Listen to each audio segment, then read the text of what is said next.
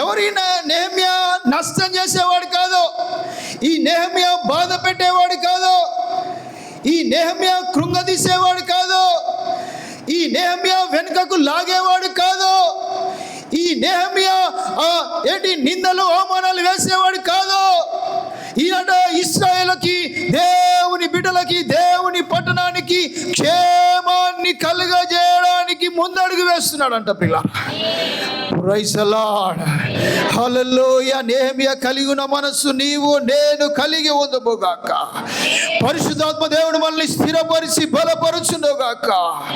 నెహెమ్యా మనస్సు ప్రతి ఒక్కరిలో దేవుడు కలుగజేయునుగాక. ఈయన క్షేమము కలుగజేస్తున్నాడట ప్రియులారా. పడిపోయిన ప్రాకారాలను కూడా నేను కట్టాలని ఒక తపన, అవి తలుగబడిన అగ్ని చేత కాల్చివేయబడిన గుమ్మములను కూడా నిర్మించాలని ఒక తపన.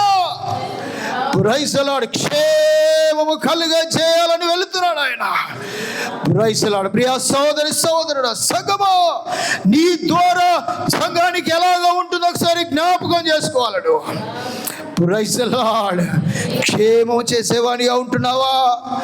మేలు చేసేవారిగా ఉంటున్నారా? హాని చేసేవారిగా ఉంటున్నారా? ఒకసారి జ్ఞాపకం చేసుకోవాలని దేవుని వాక్యం మనల్ని హెచ్చరిస్తుంది ప్రియులారా. హల్లెలూయా. ఈ రాజు కలిగిన మనస్సు, నెహెమ్యా కలిగిన మనస్సు నీవు నేను కలిగి ఉండాలని ఈ మాటల చేత మనల్ని ప్రభు హెచ్చరిస్తూ ఉన్నాడు. Praise the lord.